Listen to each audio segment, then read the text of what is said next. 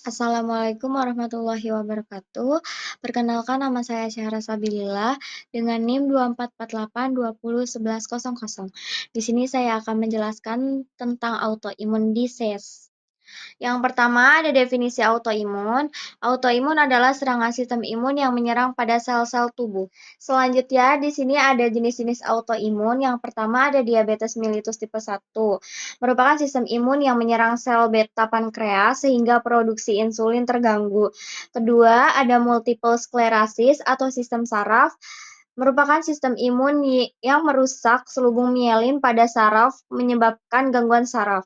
Yang ketiga ada lupus, merupakan sistem imun yang menyerang berbagai jaringan tubuh seperti kulit, sendi, ginjal, dan lain-lain.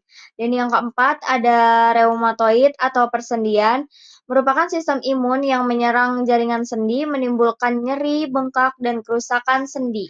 Di sini ada faktor resiko autoimun. Yang pertama, bergantung pada genetika, dan yang kedua, paparan lingkungan seperti virus, bakteri, makanan, dan obat-obatan. Selanjutnya ada gejala autoimun. Gejala tergantung pada jenis penyakit autoimun, misalnya rheumatoid arthritis menyebabkan kelelahan, kekakuan, nyeri, dan pembengkakan sendi. Sedangkan multiple sclerosis menyebabkan kelelahan, kehilangan penglihatan, dan kehilangan keseimbangan. Selanjutnya ada autoantibody. Autoantibody adalah antibodi yang menyerang jaringan tubuh sendiri dan dapat terdeteksi dalam darah beberapa tahun sebelum munculnya gejala. Namun, tidak semua yang memiliki autoantibody akan mengembangkan penyakit autoimun. Selanjutnya ada autoimun dan toleransi imun. Pada orang sehat, sistem imun tidak menyerang jaringan tubuh sendiri. Kondisi ini disebut toleransi imun. Ada banyak titik pemeriksaan untuk menghilangkan antibodi dan sel T yang menyerang diri sendiri. Jika pemeriksaan ini gagal, autoimunitas terjadi.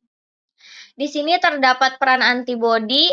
Antibodi berfungsi mengikat dan menetralkan patogen atau menandainya untuk dihilangkan oleh sistem imun. Di sini terdapat proses terbentuknya sel B dan proses terbentuknya sel T. Proses terbentuknya sel B terbentuk dari sel induk di sumsum tulang dan diuji apakah bereaksi terhadap antigen sendiri.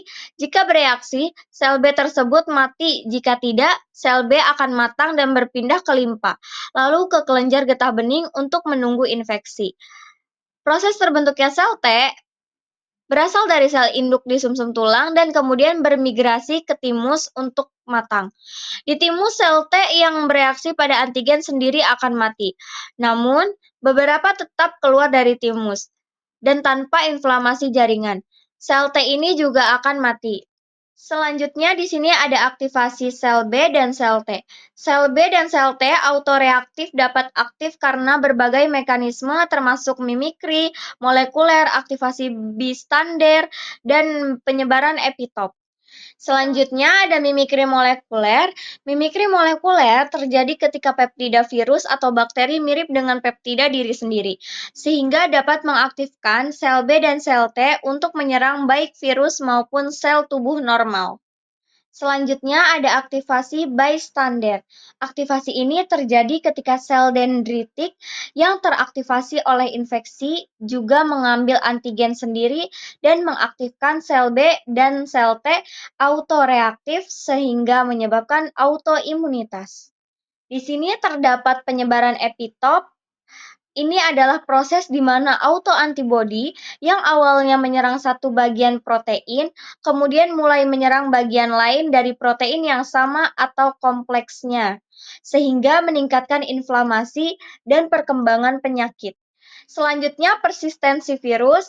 Beberapa virus dapat bertahan lama dalam sel sehingga sistem imun terus teraktivasi, meningkatkan kemungkinan aktivasi sel B dan sel T autoreaktif selama rentang hidup seseorang.